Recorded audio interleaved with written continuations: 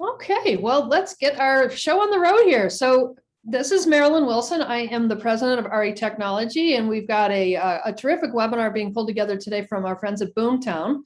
And we're going to be talking today about rethinking the inventory shortage and we're going to talk to two really, really powerful, strong, smart, progressive, aggressive team leaders. And they're going to tell us how they've actually been doing better than ever in this market, which is in some cases easy to do, but not so easy to do when you're trying to do with listings and with buyers that are getting frustrated. So let's jump to the next slide. I want to introduce them for us. So we've got Trey Willard with us today. He's from the team leader from the W group, and he's from Louisiana, one of the biggest, strongest groups down there. And Becky Garcia, who's the team leader from the Garcia group. So welcome, guys. Great to have you today. Hey, awesome. Thanks for having us. Yeah. Absolutely. So, let's just start with a question. I'm going to jump to our next slide in a minute. Just maybe give us a sense of what's going on in your market with inventory, what you're seeing, how hard has it been, how tight has it been, and kind of your projection for where we're going. Maybe we'll start with you, Trey. Yeah, no, perfect. Yeah. So, and Marilyn and I actually were just having this conversation offline a few minutes ago. We've got about 1.6 months of available inventory. And this is in the greater Baton Rouge market. So if you guys aren't familiar, Baton Rouge, Louisiana State University. So we have parishes, we don't have counties. So we have a 4-parish area that we service. And that was actually down about 60% year over year. So we've seen inventory levels really since the pandemic just continue to drop. And we've seen them just over the last 3 months. We've actually seen them go from 1.3 to about 1.4 to about 1.6 in the end of July. And my again, don't have a crystal ball, but if I had to guess, right, we obviously, you shut production down with lumber materials for almost a year. So lumber prices are obviously going down, which is making homes a little bit more affordable. I think you're starting to see some builders jump back in the game, but we're still, we're still pretty long way out before we start to see that new build crank up. And then again, on the resale side, as long as we're seeing the amount of houses that come on the market, the majority of those houses are going off the market. It could take, I'm just going to throw a number out here, 5 years to 4 years to probably balance our market back out. So that's what we're seeing here locally. Yeah, there's a report that just came out today, actually from Realtor.com, that completely echoes what you're saying. Is that we might see a slight slowing, but it's still so far different than what we've had in the past. And I was just talking to one of my cousins yesterday. Actually, just bought a house, and can't get flooring, can't get paint, can't get tile. Everything is just still in a really tight period. So you got to get really good, which is why we're talking to you guys, because you're really good at this. So Becky, tell us about your market. What are you seeing in terms of inventory here, and where do you see it going where you are? Sure. I'm in the Phoenix market, and my market is very similar to what Trey, as far as inventory wise goes, very similar to what Trey is saying. So I'm going to echo the same as him. As far as there has been, like you said, a little, I definitely don't think it's like a major shift or anything like that, but little indications of it being a little bit easier for buyers to, purchase a home right now. They're, instead of maybe 35 offers, maybe we'll get 10, or 12. So there's still multiple offers, still selling for at least the list price for the most part. But we have seen a little bit of a slowdown in terms of, let's say a home, all the other homes similar are selling for, $450, and you have the seller who says, well, I want to, list it for $500 just to. We aren't really seeing that. We are seeing some more of the price reduction sellers who were, just being a little overzealous, and now they're having to come down a little bit. So we are seeing a little bit of easing on the prices continuing to rise, which I don't think is a bad thing, especially for buyers, and, making sure our market stays intact. But yeah, I just think we're going to be a little bit easier, but not any type of a major shift. There's still no sleep to be had for several more months, right? For sure. For sure. We were just talking about this too. Do you think this year, because I mean, see if you guys agree with me. I feel like we haven't had any seasonality since March of 2000. Like the world just kept going and going and going and going. We didn't see any of our normal sort of spring, fall up, right? It just kept going. Do you think this year we're going to see any bit of a, where people can actually get a little sleep and that might slow down just a little bit like a normal seasonality does? For us right now, we're wondering if that's a little bit of what we're seeing right now, because traditionally August, July, August is when we tend to slow down. So, but like Trey said, the numbers are the inventory is so low that it would have to increase significantly to even be any kind of an indication like that. So, a slowdown, like you said, a little bit of a slowdown is not, I don't think that that's really as far as the seasonality, what's going on, but we are kind of wondering if that's part of what we're, facing right now as far as, July and August. Right. And I mean, I know the kids go back to school early in August in Arizona. I think they go back they just went back, I think, right? Or are just going back now in Louisiana. Is that right, Trey? Yeah, that's right. So we literally, it's funny. My kids a lot of the kids just started this past week. Early this week, my kids actually start, or at the end of last week, my kids start on Wednesday and Thursday this week. And yes, I 100% agree with you and what you're saying. So it's weird because every year it's like everybody's like rushing to get those last summer vacations in. Mm-hmm. And it's crazy because we always see a dip, and for us it's usually around Labor Day weekend for some reason. Things kind of latter part of August to mid-August.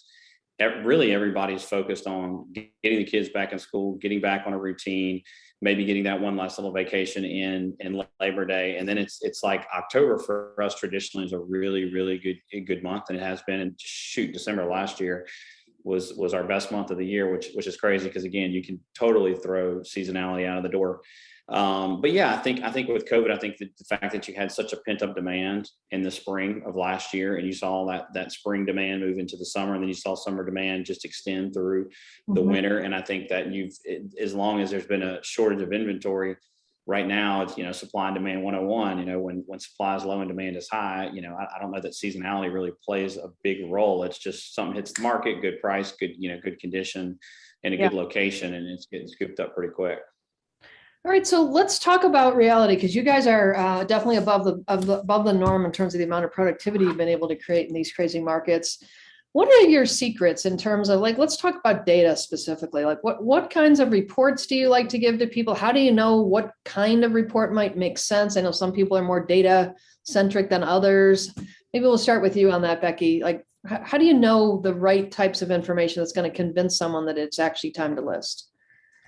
Sure. So as far as what data we use, we use a lot of this.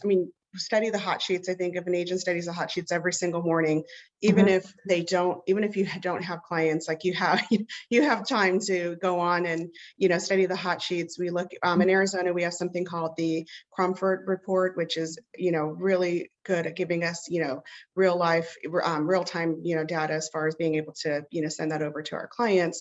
So, you can sit there and send all the stats and everything to our clients, and maybe somebody who's really analytical will get it, but I like to give them information more based on, I take it in and then I, decide how to kind of get that message out to them. So I try to just use real life, examples, especially if I know that they're thinking about selling. Now we're people who have said, well, I'm kind of on the fence, I kind of want to wait, now is when I'm saying to that, having those conversations with them, reaching out, hey, just so you know, we are starting to see homes sit, on the market a little bit longer. The days on market is a little bit higher than we have seen. We have seen a little bit of price reductions. Keep in mind, I don't think we are, prices are, really reducing or anything like that. It's just, if you're on the fence, now might be that time to seriously think about selling the home. So, and I just get, like I said, my clients listed and, typically we're getting X amount of offers. Now we're averaging, a little bit less than that. So just giving them that kind of data is what I've been doing, is just keeping them one-on-one, just, letting them know based on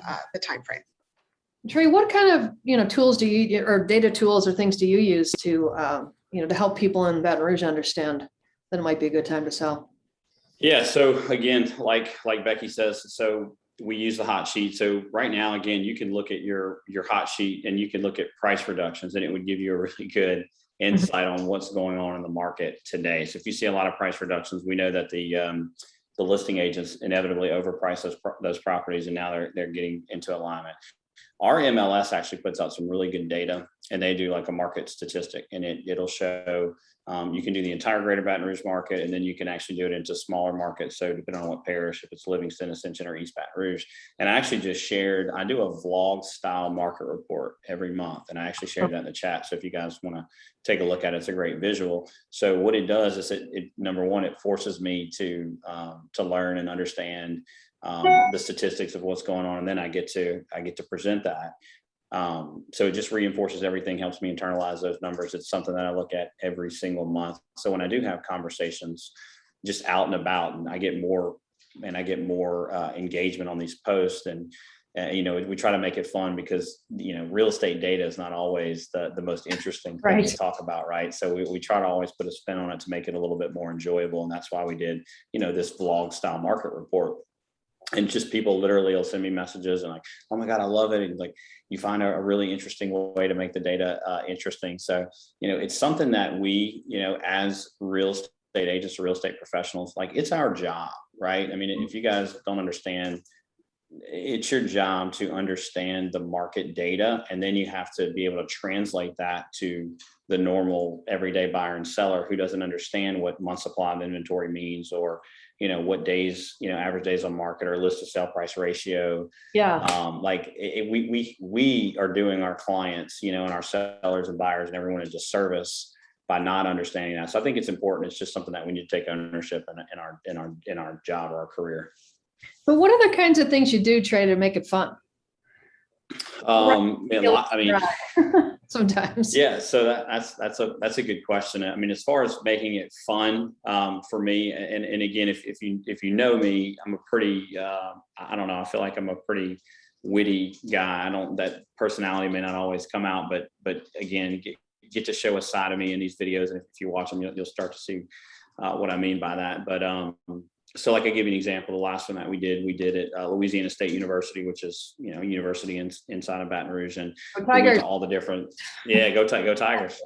So we went to like the baseball field, went to the, right outside the football stadium, went outside of Mike the Tiger's cage. We went outside the PMAC, and what we did was we did statistics. And then what we do is we throw in like, I got Skip Berkman's statue next to me, and I'm talking to Skip Berkman, statue, or I've got a Mike the Tiger, which is a statue of Mike the Tiger, and I'm petting Mike the Tiger. So we just do silly little quirky things to try to make that like I said, to present the data in a more fun and playful way. But at the end of the day, the data is the data. You have to know, you have to understand it, and then you have to be able to interpret it and make it make sense to the people that you're presenting it to.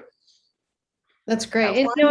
That's a question. Go ahead, Becky. I'm sorry. Go ahead. Oh, I was just going to say one thing I heard another Boomtown user say yesterday, one of our colleagues, Mary Maloney, she said yesterday in a mastermind we were doing, education versus speculation, which I thought was like a perfect saying on what to tell yourself, what to think about when you are providing that data to clients. I just thought that was a really good little, easy thing to remember when you're giving really good thing to remember, because they look to you guys because you're the experts, but it's so easy, and the media of course loves to spin things up and down and make it twice as bad or good as whatever it is, right? It's never exactly what's really going on. It always makes it difficult for you guys to deal with that. I love that. And how do you use Boomtown for education versus speculation? Now that you say that, I'd love to hear, how does that work? What do you do? Sure. So I guess a couple of tips that you can use, like let's say you have somebody who's thinking about selling, but like you said, they're holding off the market. I mean, one of the, hacks you could do is by creating tags. Like sometimes you have those people where you're like, okay, I know that they told me they wanted to sell in 2021 or 2022. Like I had one yesterday who said, okay, we're thinking about listing March 2022. They gave me a very specific, time frame of when they're going to list their home. So if you have people like that, you can create tags and have it be, selling in 2020, selling in 2021, selling in 2022. So you don't have to, physically remember every single person that you spoke to. You can take those little shortcuts and then, go back to that. Also, what we're using in as far as sellers go in Boomtown is the seller suite. We use that quite a bit. We go in there and we send that out. Well, that we're sending out to like more of our farm. For as far as like our past clients, we are using Homebot to keep them updated. Homebot has a really good open rate. It's close to 50%, which is really high for any kind of email marketing. So of course you can do, like if Trey's doing his marketing, I'm sure he's sending that through Bombbomb too. Are you using that integration, Trey? Yeah, absolutely. So tell me about, I'm going to jump back to Homebot for a second, then I want to jump back to you, Trey, and how you're using Bombbomb. But how are you using Homebot? Maybe for those that don't know what it is, just give them a quick overview. What's Homebot? Sure. So it's a program that you can just type in whatever, any address you want. And the thing to remember is it's not just specific to your market. So I can obviously send it to clients here in Arizona, but let's say they're bought a home in Louisiana. I can type in their address in Louisiana and provide it to them just as easily as I can somebody in Arizona. So it tells them everything from what's going on in their market, if they were to refinance, if you know what that those rates are, if they want to pay an extra $500, you know, a month on their mortgage payment, how much that's going to save them in interest, over the life of their loan. If they want to Airbnb, what Airbnb rates are in their neighborhood, just a ton of data related to their specific address. And does it tell them like the current valuation of their house too? Correct. It gives them a valuation of their current home. Correct. Yeah, I mean, and they can go in and adjust that too. Like if there's, you know, some improvement or maybe the bathroom count is wrong or something, they can go in there and do some adjustments themselves. Oh, that's great. Okay, good. And Trey, how do you use the Bombbomb, Boom Boom, Boomtown? Lots of bombs in this, booms, lots of words. Boomtown, Bombbomb integration. How do you do that? Yeah, so for anybody who's not familiar with Bombbomb, so Bombbomb is inevitably a email service provider. So just like MailChimp or Constant Contact, or you know, there's several out there. But what's awesome about Bombbomb specifically is it is meant to be for video. So say you just wanted to shoot a quick video for somebody. If I don't know if y'all could tell, I have a 4K DSLR camera, and we do a lot of video. So you know, it's really important that we look really good on camera. So we do. So I could just say something like, you know, hey, Marilyn, it's Trey Willard. Look, I just wanted to reach out and wish you a very happy birthday. Hope you and your family are doing well. I can't wait to connect to you soon. Right. And I could have all these little templates and stuff, so I can drop that in there. So what's really cool about it is it has an integration with Boomtown. So anytime a lead comes into Boomtown and they register, and I don't know if you guys are familiar with Boomtown in the sense of it's a CRM with, it's got a CRM, it's a website with IDX. So MLS, it connects, people register on the site, you get their contact information, and then they're in the back end system. So you can inevitably remarket to those guys. So what it does is it'll connect us with all of the leads. So we're using it from everything from our sphere of influence, our past clients, our Zillow leads that come in, any PPC leads from Boomtown or any kind of advertising or Facebook. It all just literally comes in when they register to the system. And then from there, if I have any video, right? So if I wanted to do the market report, I could drop the market report in, and you can select different buckets. So you could put, your different categories for like your sphere of influence, your past clients, your Zillow leads, your Boomtown leads, and any other buckets that you may have. And you can start to select individually who you want to send that message to. So it could be anything that you would want, that you would think would be relevant, valuable information. And then you can just use Bombbomb as just a way to communicate with those people. So it's not just a standard, like a text email. This is and it typically has, like, you could wave and it'll actually capture you waving. So it's really cool because it'll catch somebody's attention. Like, oh, okay, cool. I'll click on this. So they'll click on it. And what's really awesome is it has some really cool analytics built in. So you can see who's opening it, who's clicking through, who's playing the video, how many times are actually coming back to that email. So every month, right, we'll look at like how our emails are performing. And our emails, when we do video emails, they're performing really, really well. That's great. Like, what's really well? Like same kind of like 50% open rate, 30% open rate? So we had a 23% open rate, but we sent it to 4,000. Wow. North of 4,000 people. So, some of these people don't know me, right? So if I had to look at like my sphere of influence bucket only, yeah, I'd have north of a 50% open rate. But when we're talking about sending this out to, multiple lead channels to get a 23% open rate, that's pretty bananas. That's really good. It's awesome. So, especially with a 4,000 sphere, and I'm sure Becky, yours is large too. do you do anything to differentiate the kind of data or the amount of data? Like, do you do anything to say, oh, these are people that I've met that are like, they really want to get into the weeds and look at all the numbers, and others are more just like, they just want to know how hot is the market, the classic question. Do you differentiate with the type of data that you give to people, or is that more once you get closer to them and you really understand more what they're looking for?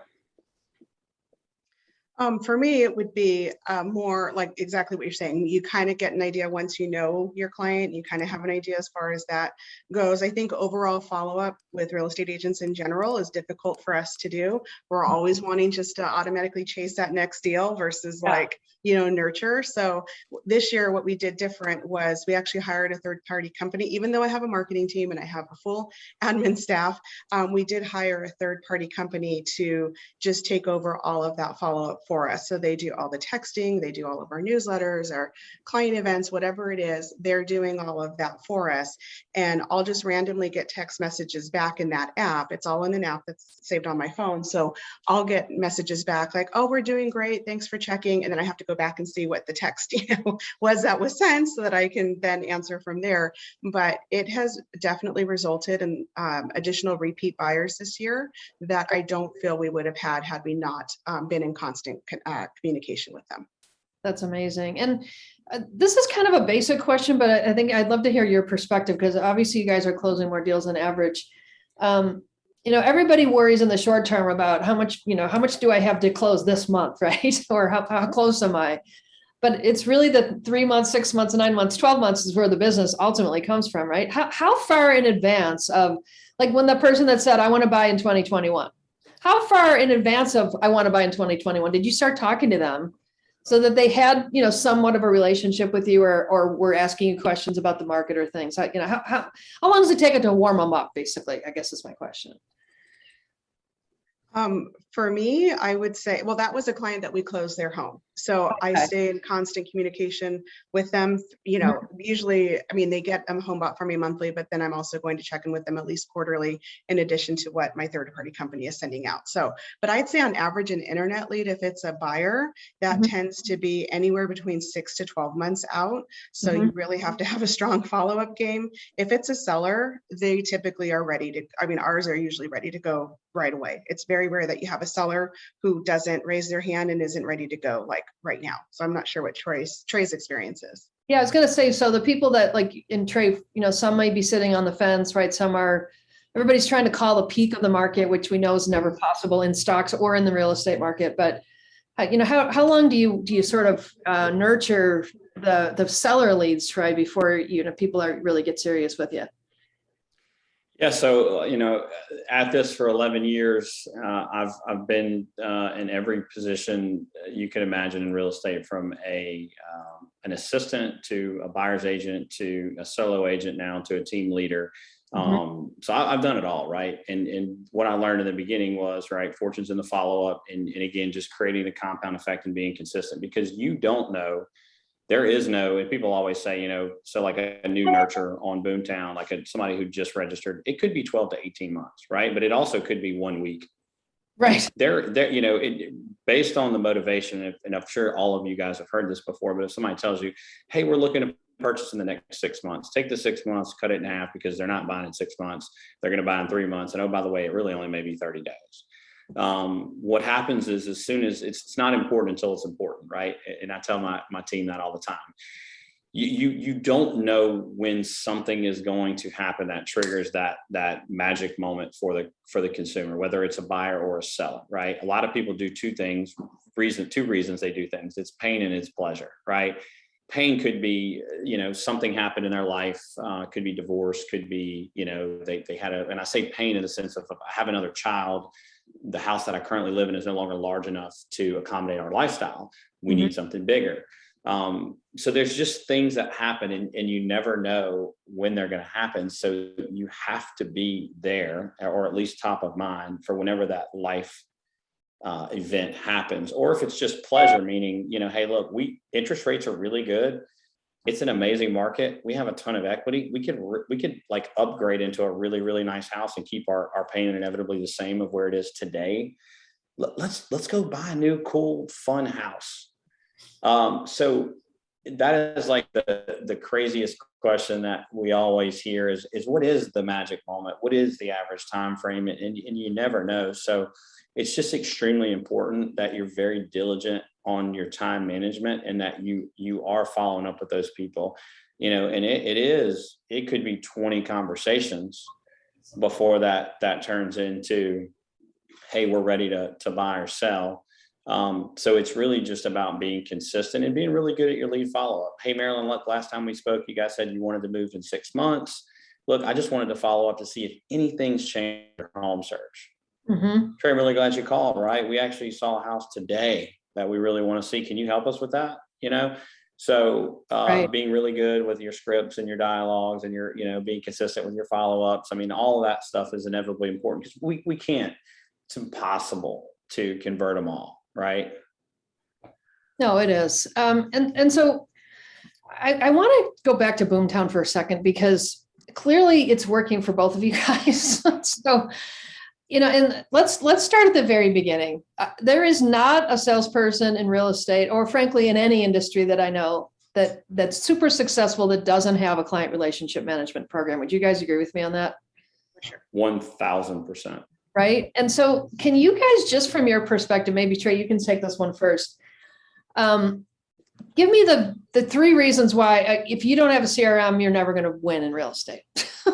Could be 1 reason or 5 reasons. I don't. Yeah, no, I can give you lots of reasons. I mean, the first things first is again, we have to operate out of some form of a database that nudges us or reminds us that, hey, you hadn't talked to Marilyn in over 3 months. You should probably really give her a call. Now, as you start to build your database and compound your database, right, it's impossible to remember everyone. I mean, I've been selling real estate 11 years. I've sold thousands of houses in my career. It's impossible for me to remember the people I sold houses to, 11 years ago versus even the people that I sold houses to just a few months ago, because there's so many people. So you have to have a place where they're there and they're organized. So like tagging is like one of the biggest thing, right? So like being able to decipher your past clients from just someone in your sphere of influence. We do a lot of client appreciation events. I can tag somebody as a past client. I get the entire list. I want to invite them to my client appreciation event. There's the list. I've got the phone numbers. I just start calling people, right? Tagging them is a big thing. Creating some automation, because again, when you get to 1,000 north, so I have a north of 1,000 people in my database of people that know me, like me, trust me, that I've done business with, right? And again, impossible for me to keep in touch with them throughout the entire year without some sort of an automation. So whether that's an automated text, that's an automated email, that is like Becky was saying, Homebot, we use neighborhood drips to stay top of mind with these guys. You can put them on e-alerts. I mean, there's so many things that it does, but if we're just talking just basic fundamental CRM use, it is creating some automation. It is creating some reminders to nudge you and say, hey, you hadn't talked to Becky in a while, you should really give her a call. And we use the Ford script. Hey, Becky, how are you? How's the family? Right? How's work? And then they may ask you, well, Trey, what's going on with the real estate market? Oh, I'm really glad you asked. Right. And that's another part we were talking about, inventory shortage. Hey, Becky, were you aware that, there's only 1.4 months of inventory? Man, my clients are, they have an abundance of equity. Are you guys, just curious, have you guys had any thoughts about maybe like what your equity position looks like in your house? I'd be happy to put together a CMA for you guys. And it's just, again, this business, it revolves, again, if you're in real estate and you're not having conversations, that's a problem. So have conversations. Becky, what about you? Why do you think CRMs are one of the cores of successful realtors? Yeah, so in addition to the automation, and obviously that's going to save you time that Trey's talking about, I would say the things that help us move the needle the best as far as Boomtown goes is, you don't, like with Boomtown, you have your opportunity wall. You can see who's on the site, who's been calculating mortgages, how many times they've gone, to see a home. You get all of that insight. There's no way that you'd be able to have that on your own. Right. I can see what time of day they're logging on. I can see if they're on a desktop or if they're on on mobile. If they're logging on every day at 2 o'clock, I'm calling them at 2 o'clock. So you're just not going to know that type of information by not when you don't have a CRM. I'd say the other thing is like going through Lead Central and, you know, being able to set up, like you said, your e-alerts, your to-dos, all of that. But then you can also go in and set up a segment, you know, show me anybody who's been on the site recently that I haven't called, text, or emailed.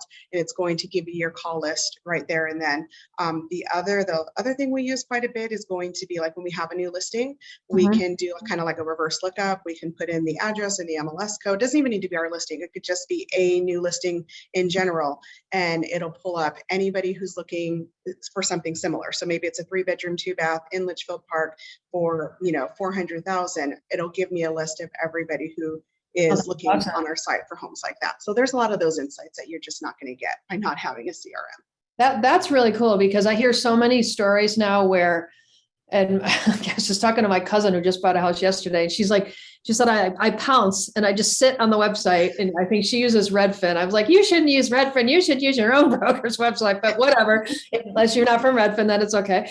Anyway, she was saying that I pounce on my agent like every 10 seconds. So it's so much better when you can pounce on them and tell them, hey, you don't have to be sitting there wasting half your day doing this. I got you, right? The second something comes out that's on your list, I'm going to reach out to you. It makes you the professional.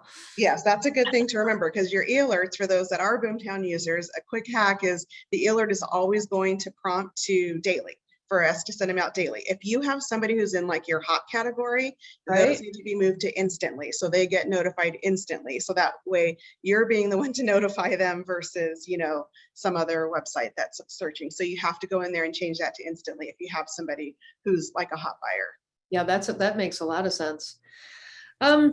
What other things are you doing with technology now to, you know, just to combat low inventory? Are there other things that, you know, I mean, it sounds like Boomtown's got a lot of stuff that's helping you guys, but are there other, I shouldn't even just say technology. Are there other tips and tricks, like you say, some other hacks of things that just work really well in this market that you guys want to share with the group? Becky, go ahead, take this one. Okay, sure. So yeah, I'd say when it comes to sellers, like I said, we did get back to old school this year, to get back to old school farming, you know, and doing that. So what we started doing was putting a QR code on all of our, you know, print pieces, and that's directing back to our seller suite. We did the benefit of Homebot is that it has a huge open rate and a lot of data, and clients love it. The downside to Homebot is you can't do any kind of partial capture, because unless they put all their information in, they're not getting anything. So in Boomtown, when they use the seller suite, they go on, they click on our QR code, which we're getting a lot of activity there. They're going and they're putting their address, they move over to the next screen. Even if they were to back out and didn't request it, I have their address, I have it already captured. So I know that that person who should live at that home is already, you know, it has shown some sort of interest by raising their hand and at least putting in their information.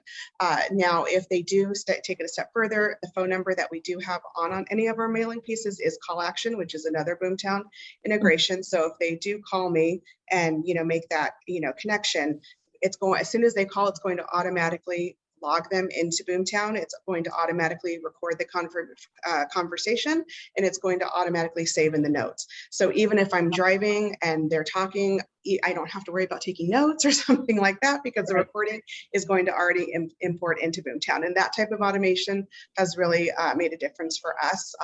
Even if they back out, I have their address, then we switch them over to, you know, you can do a search for owners, you can do a reverse lookup through Boomtown.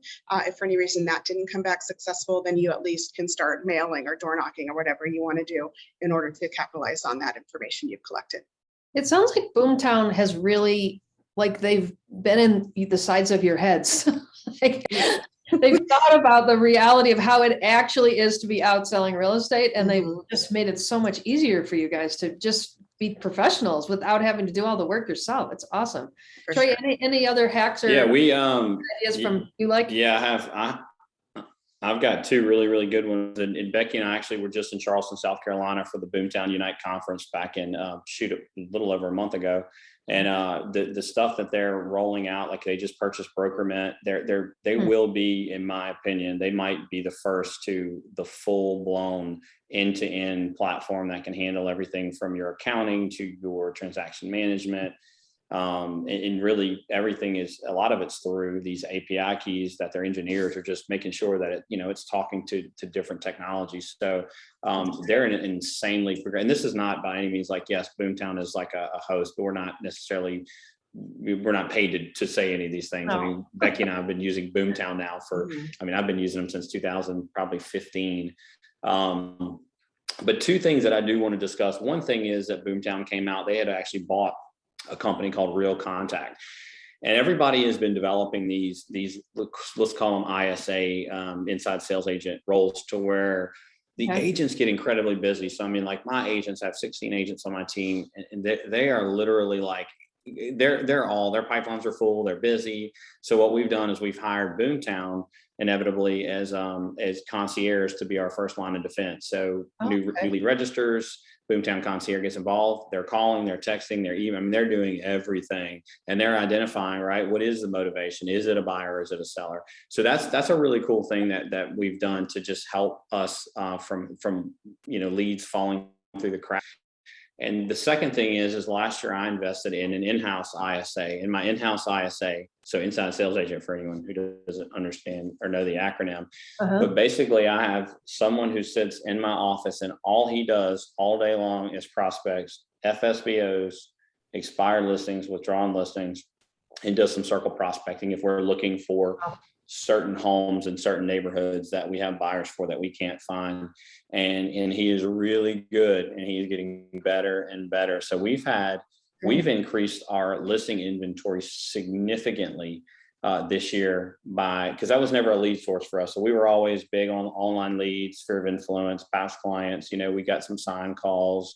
We pick up a few people at open houses, but we decided we were going to go all in on a new seller lead source, and that one has been amazing. So two things that are working really well for us.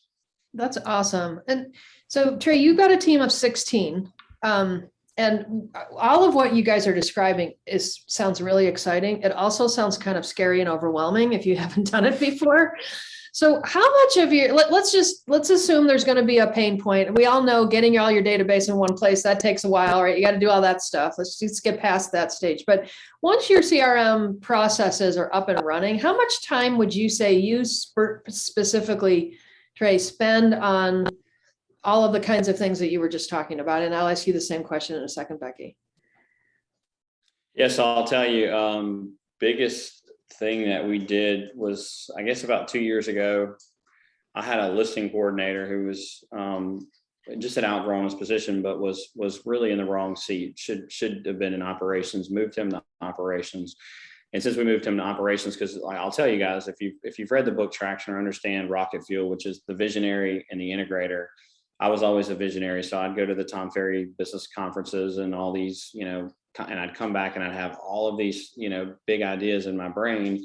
And then I'd be like, all right, it's time to implement. And I would literally sit in front of a computer with like total paralysis because like, I'm not an integrator, right? Like, that's just not the person I am. I am a high D driver. I am the visionary. And I'm like, and so I learned leverage and how important leverage was and how important having the right people in the right seats was. And listen, it didn't happen overnight. So it's 2017 was really kind of the inception of the W group. And it was my wife, it was me, it was an assistant. And then that was really it. That was the team, and since then, and it's funny because we have an organizational chart and I've just watched the growth. And look, I didn't start with 17 agents or 16 agents at the beginning of this year. We maybe had like 10 or 12, but we've just continued to compound and we've continued to add people. So we've got myself who's a team leader, but I'm still in production. So total transparency, I still produce.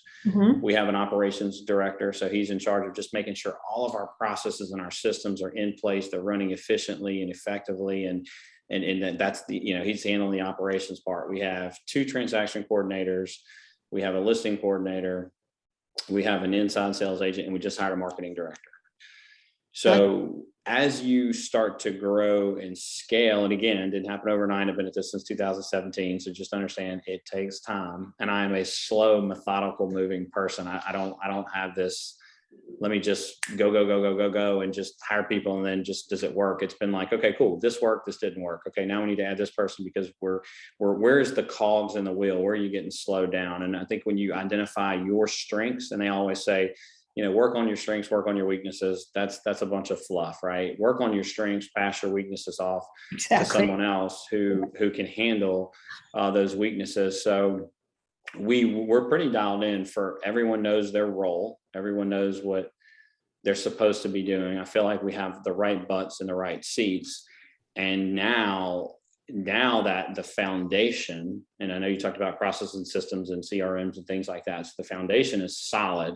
Now we can really start to again pour the rocket fuel, on the ship and just let it do its thing. So again, I know that was a long-winded answer, but I hope I clarified some things.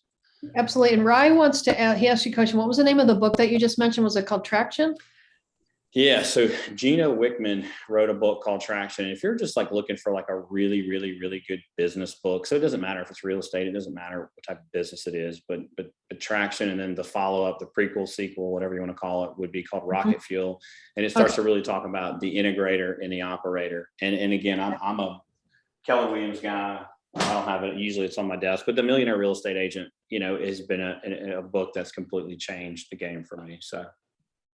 Gotcha. Well, let's while we're on books, Becky, what's your favorite book for sales success? And then let's ask you the question: how long do you personally spend relative to your team on working on CRM activities as well? Sure. The book that my team actually right now is reading, which I think would be relevant for any sales person, is Fanatical Prospecting. It's an oldie but goodie, and it will get you, for us, that's what we're reading right now. And it, when you're listening to it, you're just like, yes, yes, yes, I get it. So I think that's a good book for any salesperson to read. Okay. That's what our Fanatical Prospecting. That's what it's called. Okay. Yeah. Jeb Blunt is the author, and he's got lots of really good books too. So I agree with Becky. It's a great one. Yeah, that's a good one. So we're reading that right now. As far as myself, I have a very similar setup to what when Trey was describing his setup, very similar operations department. So almost exactly what he's saying. As far as the time spent, I probably spend several, I need to speak slowly. Okay, I do speak fast, Linda. So I'm a fast talker. She's so excited, Linda. She's going to tell you lots of stuff. So, but yes, I'd say, but again, a very similar setup to Trey. I spend probably about 3 to 4 hours in Boomtown every day, not out of like working my own clients, because I will make up less than 10% of the production that my team does this year, but I'm in there trying to find coaching opportunities that I see what my other team members doing. So I'm usually in there shadowing accounts and whatnot. So that's pretty much the amount of hours. One way for any single agent to one thing that I struggled with was updating my system. Like, did anybody move? How current is my, did any client move? Did any client sell without us? I mean, that's maintaining the integrity of your database, I think, is really important. So one thing that I started doing a couple years ago was in October, I hire a VA, outsource everything to the VA, and they go in and cross-reference every single A and B client in my system. So A and B is like past referral, that kind of client, and they look up, have they sold? Is tax record still showing them? Are they still in the same house? And I have them clean up the database every single year. So I think that's something that even a solo agent, regardless, I think it takes way too much time to do it. You always say you're going to do it, you don't. So just having a VA and outsourcing it. So VA virtual assistant, in case the don't know what that is. But I think you both bring up really good points about you don't have to do all of this yourself. And to Trey's point, if you guys are drivers, which my guess is a lot of people on this call are like you guys, they probably are, recognize that. That's okay. You don't have to be the operations. I've got a person, in fact, he's on the call today, that I would never survive with if I didn't have that operations person too. So it's okay. And you don't have to buy them full time. You can buy them for a project, right? Just to do some certain things. So that makes a big difference. Okay, here's a question for you. So we talked a little bit about the market. The market's been, I don't know, I think it's the most ridiculously hot market we've ever seen. I don't know, at least since I've been in the business for 24 years. But we all know that real estate is cyclical and it will change. We just don't know when, but it will change. That's just the only given thing in this market is it will change. We don't know when. But, knowing that that's the case and, there's, looking at things like, with the forbearance coming up and there's predictions, we're going to have 2 million foreclosures coming on the market and all kinds of doomsdayers out there. So things could change, right? At what level, we don't know. But what do you guys do to sort of, like right now, I feel like everybody's so like in, right? We're just head down. We're so in the business, just trying to get through this busy. How do you spend some time to sort of step back just a little bit and work on the business and think about where it might be going next and how to prepare for that? Because it's so hard to do when you're so busy. Do you want me to go, Becky? Yeah, you can go first. So there's a book, and it's called The 12-Week Year, and I'll drop it in the chat. I know that book. Brian Moran is the author, and again, game-changing book. What he recommends is there are no more years. There's only 12 weeks. Mm-hmm. So meaning, we get together and what we do is we look at the next 12 weeks. So we'll set a goal, 1 to 2 things that we want to accomplish in the next 12 weeks. Insanely diligent about it. We figure out what our KPIs are. So key performance indicators, right? What's going to drive. So you have leading and lagging indicators. So you have your leading indicators that are going to get you to your goal. Okay. So what we do is we literally listen, guys, the thing with the forbearances and all this other stuff. And if you talk to Tom Ferry and you're in our world, like Becky and I are masterminding with some pretty high level people in some pretty high places. You hear some things, right? But what we know is there's disruptors. They're after our commissions, commission compression. You could sit around and you could live in this fear mindset, or you can live in an abundant growth mindset. Mm-hmm. So there's things that I say to my team all the time, control your controllables, right? So there's things that you can control and there's things you can't control. So I've just trained my brain to pivot, right? When things change and the industry starts to if the market starts to shift from a extreme seller's market back to a neutral market, back to a buyer's market, we'll be golden. I don't care what happens. We'll be fine.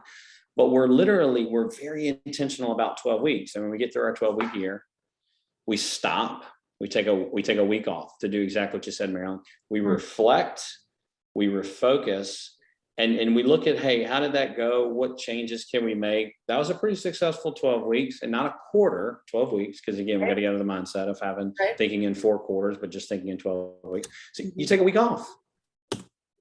Love it. Then you set your next 12 weeks.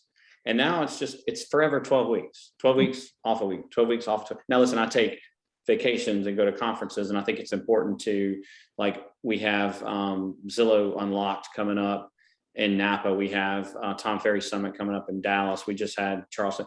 It's really important to stop too and go out to these events and get that refresh. Because listen, if you allow this business to, it will suck the freaking life out of you.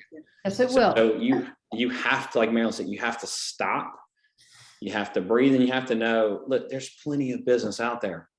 There was 12,468-ish approximate transactions in 2020 in my market. Last time I checked, there was 2 sides to every deal, which north of 24,000 opportunities, right? We sold 205. We're pacing somewhere around 350 to 375 this year. We haven't even begun to scratch the surface on what's available in the marketplace, right? So these are just, so we call it TAM, total addressable market. You guys need to know these things. And what it does is your mindset just has this massive shift from what we're doing, but what's possible. And again, as long as you're putting positive in, you'll have positive out. But when you're listening to the negative all the time, constantly listening to the news, or negative in, negative out. So if I could give you guys any advice, is how do you just consistently put positive in so you get positive out? And Trey, how do you calculate your total addressable market? Just what's the simple math for that? Yeah. So, I mean, again, so for us, if you get into your MLS and you can literally look at how many single family homes or residential detached, attached, or if you want to add in a whole nother number, you can add lots, residential lots, if you want to take the total number of that. Right. And like I said, it was like 12,468 roughly. And there's two sides to a transaction. There's a buyer's agent and there is a listing agent. Now, some of those we're not going to get. There's DSLDs and DR Hortons and track builders but still 24,000. And you start to look at like, what's 1% of the market look like? What's 2%? What's 5% look like? There's 95% that's available, that's up for grabs, or 93% that's up for grabs. So who's going to get that piece of the market? Right. So how do you adjust your mindset to say, we sell a lot of real estate, but shoot, there's an abundance of opportunities out there. I want it all. So how do we get more market share? So every year, I want it all. How do we get more market? And I'm really I'm kidding. I can't, we'd have to build an insanely large business to take that many opportunities. But just as long as every year we're growing and we're scaling and we're selling more houses, we're raising our average sales price, right? Our agents are making more money. That's what's really important. So that's the goal for us, is just to make sure we're growing and we're scaling and we're doing better than we did last year. Because if we're not, we need to stop and we need to look inside to figure out, hey, what's going on and why are we regressing instead of progressing? Exactly. So, Becky, what are you doing to think about the inevitable change in the market? We know something's going to happen. We don't know when and what it's going to look like. But what do you do to keep your eyes above the horizon a little bit? Yeah, I think, and I'm just going to assume Trey is probably the same. I'm someone who has been doing this since 2004. There has never been a day where I worried about where my next deal was going to come from. Never. It would never enter my mind. It never, because I just knew I would do the work, regardless of whatever work I had to do, I would do the work. So I never worry about that. The issue is not everybody on our team is built the same way, right? So I'm sure, with Trey probably experienced this last year. Last year was a real, the word I want to use, I can't use, a real issue for some of our team members to get out of, the mindset of, oh my God, the world is falling, or, we're going to go, we're not going to be able to sell houses. And reality is we sold 405 houses last year with 17 agents, a majority of them, they're doing the work. So for me, I always tell them the numbers don't lie. I'm consistently pulling the numbers up for them. I'm consistently celebrating the wins, what everybody is doing, what they're up to. I just felt that they really struggled with the mindset, like a lot of what Trey's talking about. That's what it comes down to. So we do have a coach, like you mentioned, through Tom Ferry. I just hired a second coach, which their specialty is performance and mindset. That's all that they talked to the team about. And it made a huge difference for the team to really focus on that, because even though I might not need that, Trey might not need that, but they, some of your team members do. So we really just hired another second coach for them. We're doing a lot of field training where we're going out and we're going to, some of our vacant listings and talking about, how to host a successful open house, or how to, sell a home versus show a home, or whatever things that they need help with. We're doing a lot of field training. We just signed up for the Boomtown peer coaching, which we've had Boomtown for, probably 7 years. And after 7 years, we're finally hiring, a Boomtown coach, because some of our agents are newer on the team, and, that might, help them. And even our agents that have been here 3 or 4 years are learning things that they didn't realize that they, could do. Sometimes they just need to hear a different voice other than, the one coming from me. So we're just really focused on a lot of training this year, and just mindset, and don't look at the negative. They know that there's no negativity as far as doomsday type of predictions. It's not, we just don't even let that enter our world. So there's some people, I wouldn't call them doomsdayers, but there's some people, and I guess this is okay, I don't know, but I wonder if you have any people like this on your team that that said, yeah, I've got a bunch of business and I'm just done. I'm just going to stop for the rest of the year. Mm-hmm. What do you say to those folks? You just stopping? Yeah, I'm just done. I'm just done. You have to go back to what they're doing today is what is based, like the results are having today is based off of 2 or 3 months ago. So what they're doing today is going to be 2 and 3 months ahead. So I think just making sure that they know why they're doing what they're doing, that they have to be driven. I know our agents on our team don't want other agents there who don't have like a high, like are driven. If they're not driven, they just are not interested, in really being, doing that. But yeah, they can't really take time off. We look at their KPIs every day. We look at, they have to turn in how many phone calls they're making, how many appointments they set. We do all of that. Something I had mentioned to you yesterday, in fact, this new coach that we have, we're pushing them towards, like he said, what he's coaching us on is a 4-point day. Do whatever you can to have a 4-point day. And if you have a 4-point day, then you can take the rest of the day off. So I wrote down what that is in case anybody's interested. So 4-point system is if you get a referral one day, that's 1 point. If you set up an appointment, that's going to be 2 points. If you have or attend an appointment, that's 3 points. If you close a deal, that's 4 points. So do whatever activities you can within that day to get to 4 points. And at 4 points, if you get your 4 points by 10 a.m., take the rest of the day off and start again tomorrow. I'm typing this in the chat. Referral is 1 point. Set up an appointment is 2 points. Go into an appointment is 2 points? 3 points. Go to an appointment is 3 points. Mm-hmm. And then closing a deal is 4.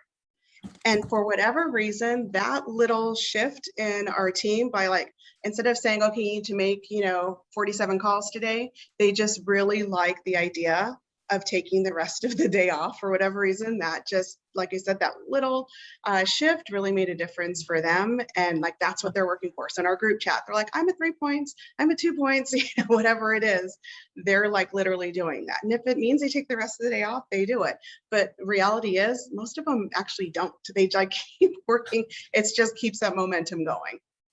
But that's, if you do the 4 points a day every day in the 12-week year, though it just adds up. I mean, I think that's the thing that I'm hearing from you guys, that is just, you just can never forget when you're in sales. It's all about consistency. Exactly. Yeah. Right. If you can close a deal, and then if you take the rest of the week off, which some people do, that's not going to work. It's got to be something that if you even do those 2 things, set up an appointment and then go to an appointment. Okay, you're done. That's great. Yeah, but you did 2 really important activities that day, and you just keep doing that day after day after day after day.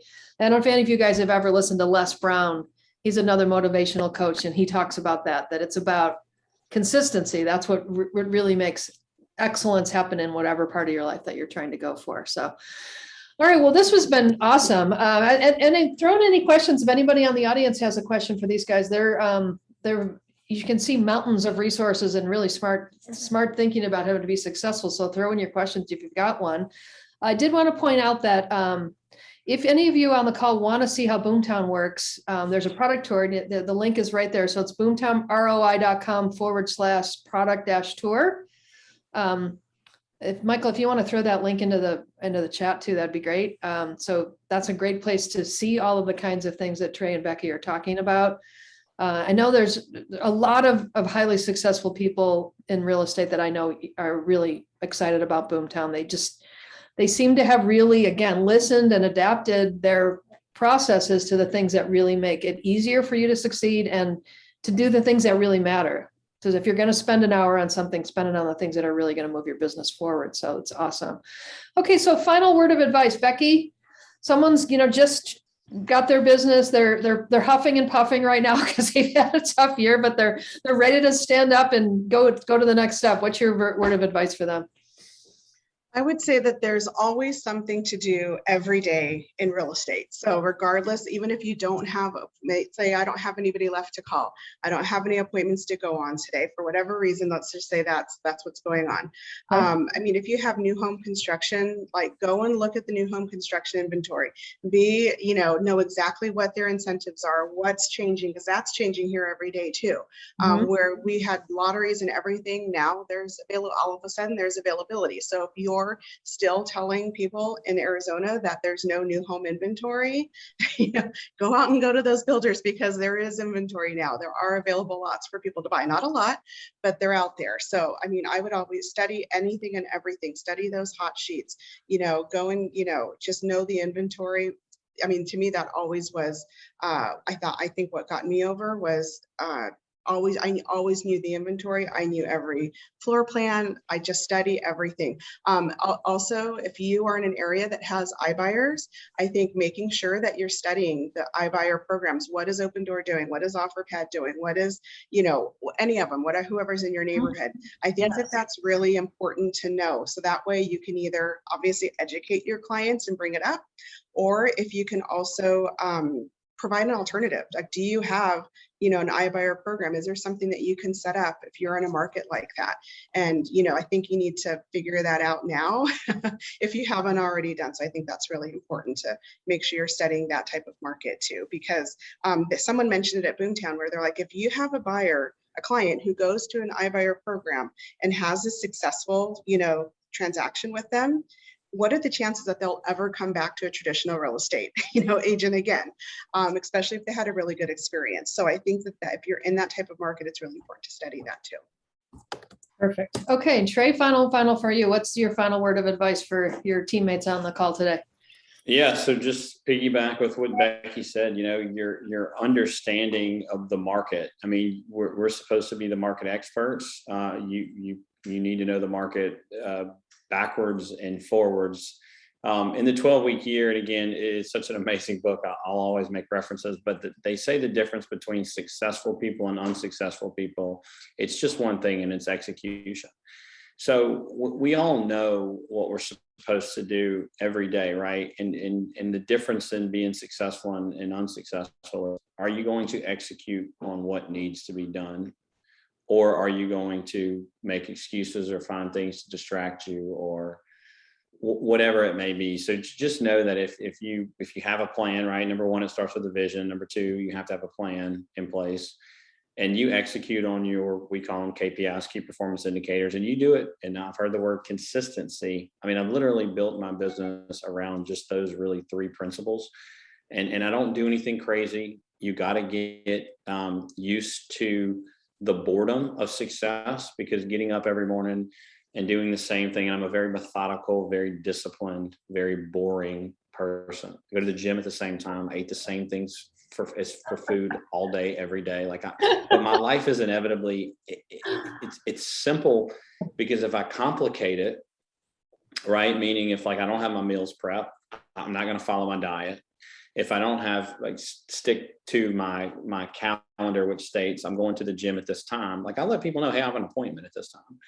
If I don't make the amount of phone calls and do the follow-up and do the things that I'm supposed to do every day, I'm inevitably not going to succeed. So how do you take what you do in your life and just apply it, just make it simple, right?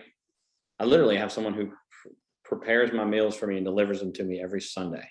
And I have my food for the entire week. So there's no excuses as far as I don't have time to cook or eat healthy or whatever, right? Well, then maybe someone else should prepare your food. So I know that's a kind of an extreme example, but consistency and just how do you make it simple? Perfect. Love it. You guys are awesome. I can see why you're both killing it. You're doing a great job. Great advice for everyone. I love that Boomtown's helping you do that. And I wish you both just a phenomenal rest of your year. And a phenomenal 12 weeks. How's that? Perfect. No, look, I'll take a phenomenal rest of the year. So whatever, okay. I'll take it off. All right. Thanks, everybody. Thanks so much for attending. Again, go to boomtownroi.com/product-tour if you want to learn more. Thank you. Everybody have a great day. See you. Thank you.